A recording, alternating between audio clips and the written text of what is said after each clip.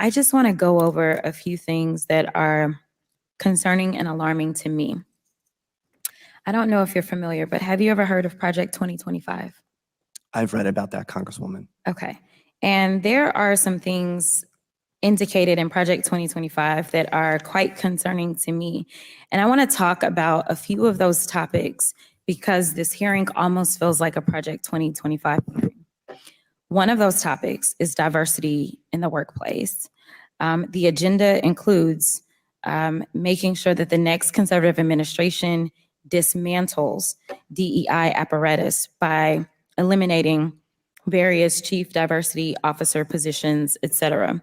And you engaged in an exchange earlier with one of my colleagues, and I don't know if you recall, but it was hitting me a little differently as a Black woman sitting here, because it almost seemed as if you either get diversity or you get qualifications. It did not seem as if my colleague understood that someone can be diverse and qualified. And it is why you have people like me that get very frustrated, not just in the halls of Congress, but in general in this country.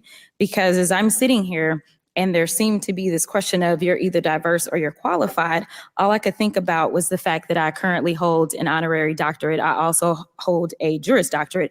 I also hold a bachelor's. I also technically hold the rank of Lieutenant Colonel in the Civil Air Patrol. And I actually practiced law for almost 2 decades, in addition to serving on various boards, in addition to being a prior state lawmaker.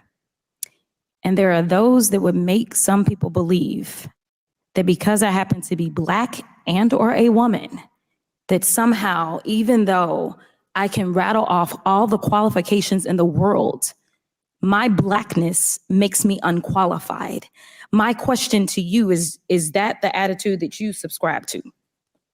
Absolutely not, Congresswoman. And in fact, what we do at OPM every day is look to knock down barriers that are keeping qualified people like yourself, qualified people from all across America for pursuing federal jobs. Some of the things that we've done, for example, are eliminate unnecessary degree requirements and assess people based on the skills that they have and not just where they learned them. We have opened the doors to recruiting from HBCUs, HSIs, minority serving institutions, populations that may not have thought of the federal government as an employer before. And we have a broad definition of diversity. There are rural populations that have in the past never considered the federal government as a potential employer because the offices were too far away and they would have to get up and leave from their hometown.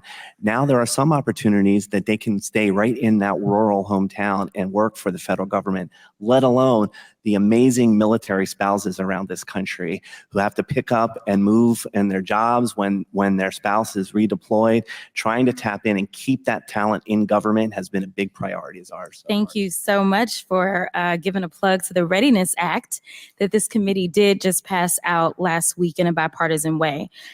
But you know, it's interesting because we've had so many conversations about telework and the evils of telework. And it seems to be this other false equivalency that if you telework, that means you're not working, instead of this idea that people are actually just working and they're not working in the building that is being paid for by the federal government. In fact, my mom is on telework, and my mom is absolutely one of the smartest people that I know.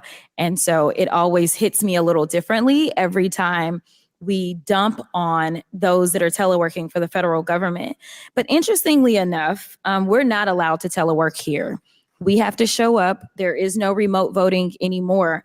But even though we show up, are you aware of the fact that this has been the most unproductive Congress in the history of the Congress?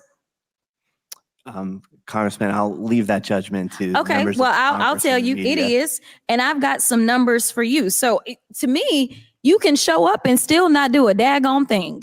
And so it's rich that we have so many opinions to give you and to tell you how to do your job, but seemingly we're not doing ours.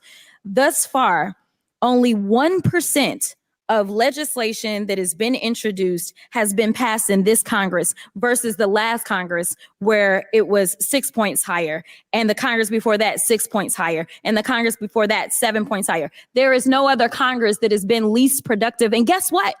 The last Congress, they could vote remotely, and somehow they figured out how to get it done. So I would just say that we need to be very mindful of when we decide to throw stones, because we may reside in a glass house. Thank you so much for your work.